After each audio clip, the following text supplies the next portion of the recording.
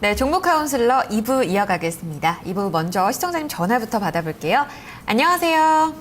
예, 안녕하십니까. 네, 시청자님 반갑습니다. 예, 반갑습니다. 네, 어떤 종목을 갖고 계신가요? 한국 화장품 제조. 한국 화장품 제조요. 예. 시청자님 매수가 비중 어떻게 되세요? 7,310원에 30%예요. 7,310원에 30%요. 예, 그렇습니다. 아, 네. 얼마 전에 들어가셨나 봐요, 시청자님. 어제 샀어요. 어제. 어제요? 아, 어제 들어가셨어요? 예. 그러셨군요. 좀 겁나진 않으셨어요? 예, 한번 좀 들어봤죠. 뭐. 아, 그러셨군요. 저는 겁나서 사실 이런 가격대가 무서울 것 같은데 들어가시면서 좀 기대하셨던 부분 어느 정도까지 목표가를 좀 보셨나요? 그리고 요새 화장품 중국 네. 때문에 화장품 주식이 많이 뜨더라고요. 네. 예, 그래서 근데 나도 한 10,000원 정도는 그냥 보려고 지금 내가 예상하고 그러셨군요. 샀어요. 10,000원이요. 알겠습니다. 시청자님 예상가까지 오면 당연히 좋을 것 같고요. 한번 저희가 같이 점검을 해보면 더 확실한 답변을 얻을 수 있지 않을까 싶습니다. 잠시 기다려주시고요. 시청자님 저희 종가 보고 전략 살펴드릴게요. 예, 감사합니다. 한국 화장품 제조입니다. 오늘 종가 확인해 보도록 하겠습니다. 오늘 9.97% 급등했습니다. 종가가 7,500원으로 형성이 되고 있습니다. 네, 어제 장에서 4% 그리고 그 전날은 상한가를 갔던 종목입니다. 자, 하나씩 좀 짚어보도록 할게요. 자, 피비님, 한국 화장품 제조입니다. 이 화장품주예요. 시청자님께서도 그래서 주목을 하셨던 건데 다른 화장품주와는 조금 주가가 남다른 모습을 보여주고 있어요. 굉장히 좀 급등이 심했던 것 같은데요. 하나씩 좀 짚어볼게요. 사실 다른 화장품도 다 급등이 나온 상황이거든요. 그러니까 이렇게 심한가요? 단기간에 너무 네. 폭등해서 그렇지 네네. 거의 다 신고가에 그쵸, 근처에 그쵸. 있는 건 사실입니다. 그래서 이 화장품 업황 자체가 좀 슈퍼사이클인 부분이 분명히 있는 부분이 있고요. 사실 한국 화장품 모회사예요. 한국 화장품의 지분을 20% 갖고 있는 회사가 이제 바로 한국 화장품 이제 제조인데 2010년에 이 한국 화장품 제조와 한국 화장품으로 이제 이렇게 인적 분할이 됐죠. 그러면서 이제 한국 화장품 제조는 제조만 하고 OEM 형식으로 제조하고 납품하고 그리고 한국 화장품이 유통하고 이런 역할을 하고 있다라고 보시면 됩니다. 하지만 이제 분명한 것은 이 비슷한 OEM 업체라고 하면은 이 한국 콜마와 코스맥스가 대표적이죠. 근데 이 한국 콜마와 코스맥스는 중국의 매출 비중이 상당합니다. 근데 한국 화장품은 사실 중국 매출 비중이 크지 않아요. 아직까지 좀 내수에 좀 집중되어 있는 경향이 강하고, 사실 중국인들, 처음에 시청자님께서 말씀하신 게 이제 중국인들이 이제 한국 화장품을 좋게 생각한다. 맞습니다. 그런 이유 중 하나가 막 드라마, 막 별그대 막 이런 데서 천송이 막 립스틱 이런 거 때문에 이 컨텐츠의 영향을 더 받아서 최근 들어서 다시 한번 어떤 슈퍼사이클을 맞고 있는 그런 상황인데 일단 이 한국 화장품 제조는 실적이 말해주는 것처럼 중국에 막 굉장히 납품 비중이 크거나 매출 비중이 크거나 그런 상황은 아니거든요. 하지만 일단 실적부터 먼저 말씀을 드리면 그러니까 올해 1분기부터 흑자 전환이 된 것은 사실입니다. 예, 그래서 왜냐하면 너무나 다 좋기 때문에 이제 한국 화장품 제조도 같이 곁다리로 껴서 가는 그 정도 수준이라고 보시면 되고 그리고 물론 이제 순이익 자체는 흑자 전환은 했습니다만 큰 의미 있는 이제 숫자가 나오진 않았습니다. 하지만 2분기는 좀 기대가 되는 부분이 있겠죠. 그런 부분들 때문에 최근 들어서 어느 정도 영향이 있다라고 보시면 됩니다. 일단 실적 테이블을 제가 먼저 갖고 나왔는데요. 연간 실적 테이블입니다. 2011년, 2012년, 13년 이렇게 보면은 계속 적자죠. 근데 적자인데 분명한 것은 영업이익 기준으로 봤을 때 적자 폭이 축소되고 있습니다. 올해는 꼭 흑자 전환이 될 것만 같은 그런 어떤 흐름을 보여주고 있죠. 그리고 순이익도 마찬가지입니다. 순이익도 2013년에 이 적자 폭이 대폭 축소됐고 올해는 왠지 흑자 전환도 가능하지 않을까 이런 부분을 예상할 수 있게 역시 한국 콜마와 코스맥스의 곁다리로 어느 정도 수요가 발생하지 않을까라는 것을 예상할 수 있는 그런 테이블이고 그리고 두 번째 테이블도 가지고 왔거든요. 이거는 분기 실적입니다. 분기 실적을 가지고 왔는데 1분기 실적 발표된 것을 보면은 작년에 분기 내내 영업이익이 1억도 제대로 안 나오는 부분이었는데 단 1분기 만에 8억이 나왔어요. 뭐 사실 8억이라는 숫자가 굉장히 이익을 잘 낸 뭐 그런 숫자는 아닙니다만 그래도 괄목할 만한 성장을 한 것은 사실이죠. 작년에 나온 것보다 1분기에 한 분기에 더 많이 나왔기 때문에 그리고 2분기에도 혹시 잘 나오게 된다면은 작년과는 좀 차별적인 어떤 그 실적 흐름이 나올 수 있죠. 흑자 전환도 가능할 수 있다라는 부분이죠. 그래서 이런 부분들이 기본적으로 이제 실적이 뒷받침이 되고 있다. 그리고 이제 두 번째로 이슈까지 같이 설명드릴게요. 최근 들어서 일단 업종 자체가 다 같이 이제 신고가를 가고 있다라는 이런 분위기가 형성되고 있는 부분이고 그리고 추가적인 이슈가 있었어요. 이 한국 화장품 같은 경우는. 이 한국 화장품과 조금 약한 업체들이 코리아나 뭐 이런 업체들이 있죠. 근데 이랜드 그룹이라든지 LG 생활건강이라든지 이런 중견 이런 대기업들이 이런 기업의 이제 화장품사들이 중견 화장품사를 인수 의향이 있다라는 어떤 뉴스를 밝히기도 그런 인수 의향을 실제로 밝히기도 했습니다. 올해 상반기에. 그래서 이 코리아나 같은 업체와 이런 한국 화장품 제조 같은 업체가 이 피인수 대상이 되지 않을까라는 어떤 기대감이 형성되기도 했어요. 그런 부분들이 분명히 주가에 또 추가적으로 반영이 된 부분도 있다라는 거죠. 하지만 이런 부분은 사실 확실하지 않습니다. 불확실합니다. 왜냐하면 올해 최근 들어서 현저한 시황 변동에 있어서 그다지 그런 뉴스는 없다. 딱히 이유가 없다. 이렇게 또 사측에서 밝히기도 했거든요. 그래서 너무 이런 거를 이제 불확실한 것을 믿을 수는 없다라는 거죠. 하지만 어느 정도 실적이라든지 이런 것들은 좋아지고 있는 부분이 있기 때문에 좋은 부분도 있고 나쁜 부분도 있다라고 본다면 좀 짧게 접근하는 것만 가능하다. 이렇게 결론을 낼 수 있겠죠. 좀 단기적인 목표가가 바로 궁금합니다. 시청자님께서 10,000원 얘기를 하셨거든요. 가능할까요? 10,000원까지는 저는 반대합니다. 중기적으로 일단, 가져가더라도요? 네, 중기적으로 가져가지 말자라고 말씀드렸죠. 왜냐하면 물론 2분기 실적을 보고 확인을 해보고 좀 결정을 해도 늦지 않겠습니다만 사실 아직까지 어떤 그 매출 비중의 한계, 중국의 매출 비중 좀 이렇게 우량하다라고 표현하기에는 좀 부족한 감이 있거든요. 그래서 기술적으로 수급은 볼 필요도 없습니다. 아예 의미 있는 수급이 뒷받침되는 것도 아니고 기술적으로 제가 설명을 드려보도록 할게요. 최근 들어서 기술적으로 상승 추세가 굉장히 유지가 되고 있습니다. 이것은 상승 추세가 맞아요. 근데 올라가면서 지금 굉장히 변동성이 큰 상승 추세, 즉 어떤 모멘텀과 실적이라든지 이런 것들이 한꺼번에 반영되는 그런 흐름이거든요. 그래서 저 같은 경우는 이런 종목보다는 이제 좀 짧게 목표가를 잡고 지금은 보유하시되 좀 짧게 목표가를 잡고 이익 실현을 한 다음에 조금 더 안정적인 어떤 화장품주로 교체하시는 것이 어떨까라고 이제 말씀을 드려야 될 것 같고요. 그러면은 제가 목표가를 다시 한번 정리를 해드릴게요. 목표가는 8,000원 기술적으로 그냥 앞자리 바뀌는 좀 짧게 보자는 얘기죠. 8,000원 이제 목표가 드릴 거고 그리고 이제 손절가는 7,000원이 깨지는 자리 6,990원 이렇게 제시하면 적당하다라고 생각합니다. 네, 중국 일단은 화장품주에 가장 중요했던 중국 모멘텀이 좀 부족하다는 얘기가 나오고 있고요. 또 단기적으로 좀 대응하는 것이 현명하다는 의견입니다. 시청자님. 예. 네, 10,000원에 대해서는 조금 어려울 것 같다는 의견도 같이 나오고요. 8,000원 목표가로 제시됩니다. 예. 네, 좀 참고되셨어요? 예, 내가 욕심이 너무 많이 컸네, 내가. 그래도 8,000원대에서 수익 많이 보셨으면 좋겠어요.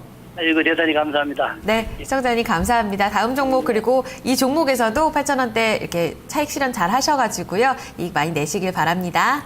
예, 대단히 감사합니다. 감사합니다. 한국 화장품 제조였습니다. 두 분 전략 함께 정리하겠습니다. 네, 대신증권 김현웅 PB 보유 의견입니다. 목표가 단기적으로 8,000원 제시되고요. 손절가 6,990원입니다. 강중구 전문가 역시 보유입니다. 목표가 8,500원에 손절가 6,500원 제시됩니다. 네, 다음 종목은 게시판입니다. 함께 찾아보도록 할게요. 많은 분들 좀 문의를 주고 계신데요. 이번에도 문자 참여입니다. 0705님의 사연인데요. MH 에탄올 살펴보도록 하겠습니다.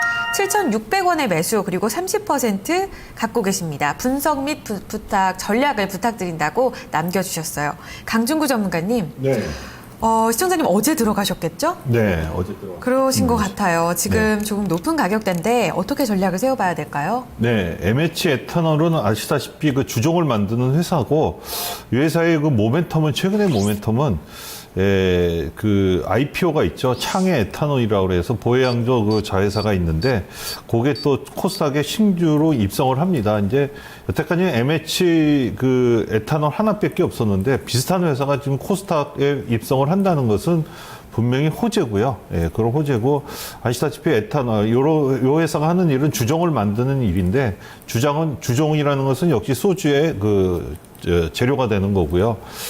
최근에 소주 업계가 점유율 경쟁을 하고 있습니다. 그래서 이러한 주종을 만드는 회사도 매출액이 늘어날 가능성이 높다. 그리고 안정적이다. 이렇게 봅니다.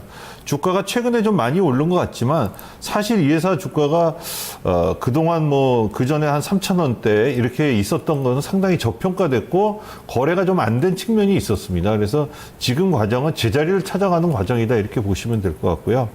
지금 이 회사 PBR이 한 7,000원 정도 조금 안 되는데요. 그렇기 때문에 7,000원대 주가는 비싸지 않다. 새로운 회사가 입성을 하고 최근에 영업 상황이 좋아지는 거로 봤을 때는 그렇게 비싸지 않다 이렇게 보이고요. 최근에 주가가 7,000원대를 돌파를 하고 어제 고점 7,700원 찍고 이제 기관의 매물로 일시적으로 좀 밀렸는데요. 충분히 제가 보기엔 고점을 벗긴 걸로 이렇게 보셔도 될 것 같습니다. 최근에 증권사 리포트는 목표 주가가 한 10,000원까지 나오는데 충분히 가능한 주가다 이렇게 보시고요. 볼 수 있다 이렇게 볼 수 있다고 봅니다. 그래서 일단 손절매 단가는 주가 7,000원대 주가 7,000원을 제시를 해드리겠습니다. 그래서 7,000원이 깨지면 일단 한번 조금 보수적으로 보시고 대응을 하시고요. 일단 목표 주가는 현 주가보다 한 15% 이상인 한 8,000원 한 8,500원 정도 이렇게 제시를 해드리겠습니다. 그래서 그렇게 보시고서 대응을 하시면 괜찮을 것 같고 어제 좀 밀리긴 했지만 좀 긍정적인 시각으로 보시면서 접근하시면 괜찮다 이렇게 말씀드리도록 하겠습니다. 네, 굉장히 높은 가격대라고 생각했는데 여기서 추가 상승 여력 일단 8,500원까지 목표가 제시되고 있고요. 손절 가격은 그럴 일 없어야겠지만요. 7,000원으로 제시가 되고 있습니다. MH 에탄올을 살펴봤고요. 시청자님 수익 계속해서 나셨으면 좋겠어요. 자, 다음 종목은 전화 연결로 또 만나보겠습니다. 시청자님 안녕하세요. 네, 안녕하세요. 네, 반갑습니다. 네, 반갑습니다. 네, 어떤 종목을 좀 도와드리면 될까요? 네, 대우조선해양요. 대우조선해양, 네, 매수가 비중 어떻게 되세요? 저기 34,750원이요. 34,750원에 사셨어요. 네, 예, 15%고요. 15%요. 네, 네. 알겠습니다. 시청자님 비중이 많진 않으신데 네, 네. 네. 이 종목으로 굉장히 좀 마음고생을 하셨겠네요. 네, 제가 외국에 나가 있다가 며칠 전에 들어왔어요. 네. 그래가지고 못 팔았습니다. 그러셨군요. 장을 잘 못 보고 계셨겠네요. 네, 네. 알겠습니다. 지금 자리에서 아무래도 궁금한 부분이 이 반등을 할 수 있는지 여부가 아닐까 싶어요. 네, 네. 알겠습니다. 한번 전문가 시각으로 들어보도록 하고요. 네, 네. 자, 두 분 어떤 분께 좀 진단을 듣고 싶은지 말씀해 주세요, 시청자님. 네, 김현웅 PD님요. 네, 피비님. 네. 안녕하세요. 안녕하십니까. 네, 네. 참 안타깝습니다. 이게 좀 매수가에 비해서 거의 10,000원 정도 이제 손실이 나 있는데, 네, 네. 어떠세요? 지금은 이제 팔라고 해도 못 팔 단계라고 저 보는데, 그냥, 네. 살 수가 없어요. 네. 그러면 어차피 네. 지금 가격에 이제 손절하기가 조금 어려우니까, 네. 좀 이제 좀 중장기적인 시각적으로 이제 접근을 해서 어떻게 네. 대응을 할지 한번 연구를 같이 해보시죠. 예, 네네. 이 대우조선 해양 같은 경우는 이제 아시다시피 조선주입니다. 조선 업황이 안 좋다 이런 얘기는 굉장히 많이 들으셨을 거예요. 예. 그런 얘기는 이미 나오고 뭐 ELS다 뭐다 오버행이다 실적 최악이다 수주 안 된다 성과 하락이다 이런 안 좋은 얘기가 굉장히 지금은 나오고 있고 사실 이 산업재 자체 이 업황 자체가 돌아서는 어떤 그런 시대는 없다. 실제로 그런 얘기가 나오고 있는데, 일단, 그래서 중장기적인 방향성은 좋지 않아요. 그건 사실입니다. 중장기적인 방향성. 하지만 우리가 기대를 할 수 있는 부분은 이 대우조선해양이 중장기적으로 방향성이 좋지 않아도 작년 하반기에 그 7월부터 12월까지는 바닥 대비 80% 올랐거든요. 그런 때를 기다려야 돼요. 근데 아직은 아닌 것 같습니다. 그래서 이렇게 보시면 될 것 같아요. 대우조선해양. 그래도 대우조선해양이 최근 들어서 쇄빙선, 북극 항로에 쓰는 쇄빙선 처음으로 수주하기 시작하고 이런 부분들 굉장히 경쟁력이 있다라고 보고 있는데, 일단 그런 부분들이 막 반영이 되면서 수주가 막 일어나면서 어느 정도 마진이 좋아지려면 일단 올해 하반기 정도는 가봐야 돼요. 때문에 제가 차트로 보면서 설명을 드릴게요. 차트로 보면은 이 지금 밸류에이션과 뭐 수주 현황이라든지 이런 거 보면은 좀 이렇게 좀 길게 잡으면은 약 한 2, 3개월 정도는 더 하락할 수 있습니다. 그리고 나서 좀 예상외의 좀 반등을 좀 기대를 해볼 수 있는 것 같아요. 그리고 나서는 작년 하반기처럼. 그래서 그런 시기가 오면은 바닥 대비 약 50% 오르는 그런 시기가 올 겁니다. 언젠가는. 근데 그게 언제일지는 이제 저는 이제 개인적으로 올해 한 10월 정도부터는 가능하지 않을까. 9월, 10월 정도부터 그렇게 잡고 있는데 추가적인 하락이 나옵니다. 그냥 아예 그냥 나오는구나. 이렇게 미리 마음에 대비를 해 놓으시고 작년 하반기 같이 좀 또 생각 외로 좀 반등이 크게 나오는 국면 올해 좀 12월 정도까지 끌고 가서 그때 가서 다시 한번 재의뢰를 해 주십시오. 그때는 또 생각보다 많이 올라올 수 있습니다. 그렇게 이해를 하시고 접근하셨으면 좋겠습니다. 그럼 12월 달까지 그냥 가지고 갈까요? 네. 없다고 치고 그냥 보지 않고 그냥 놔둬야 되겠네요. 예, 지금 뭐 더 하락한다라고 보면은 전 2만 원까지도 빠질 수도 있다라고 보는데 2만 원 찍고 다시 언젠가는 2만 5천 원, 6천 원, 7천 원 이렇게 또 올라오는 시기가 있을 거예요. 네네. 그걸 한번 노려보자는 거죠. 네, 그러면 바닥이 언제? 그러니까 저는 한 10월 정도로 보고 있습니다. 10월까지요. 예.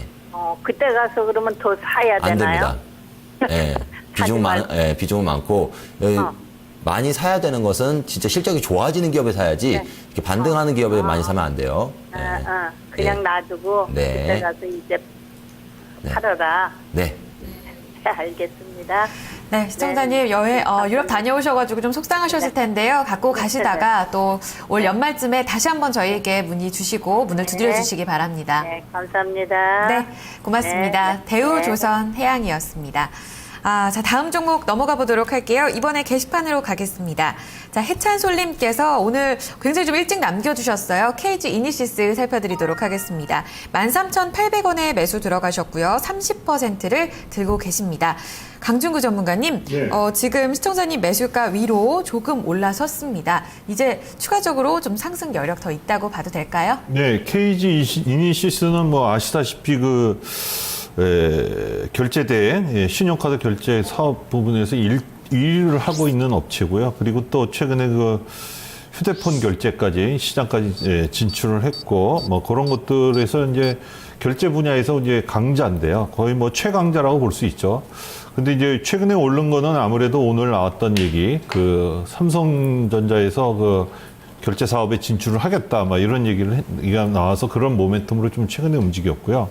사실 삼성전자가 만약에 KG 이니시스 사업 분야에 만약에 진출한다면 그건 악재일 겁니다. 근데 제가 생각하기에는 그걸 조금 다른 분야로 진출하지는 않을까 이렇게 봅니다. 그만큼 거기에 그러니까 삼성전자가 진출한다는 그 얘기는 그만큼 결제, 지금 온라인 신용카드 결제나 핸드폰 결제든 간에 이 결제 산업 자체가 상당히 시장이 앞으로 향후에 성장성이 많다 이렇게 보시면 될 것 같습니다. 그래서 그런 면에서 KG 이니시스의 향후 전망은 상당히 밝다, 성장성이 좋다, 이런 점에서 접근을 하시면 될 것 같고요.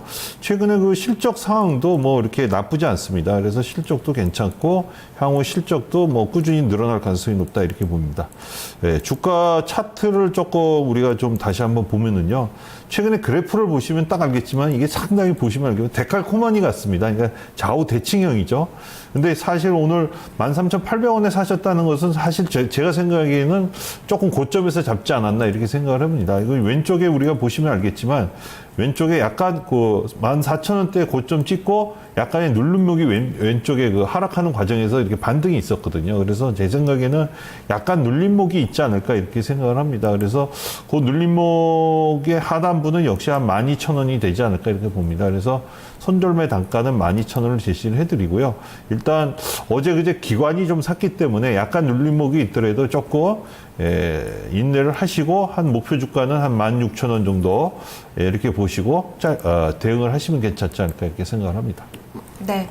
반등치가 16,000원으로 제시가 되고 있습니다. KG 이니시스인데요. 조금 더 기다려 보시면서 수익을 맛보셨으면 좋겠습니다. 자, 해찬솔님의 KG 이니시스 살펴봤습니다. 2부 마지막 종목이었고요. 저희는 남은 30분 또 종목 진단 그리고 추천주 전략으로 이어가겠습니다.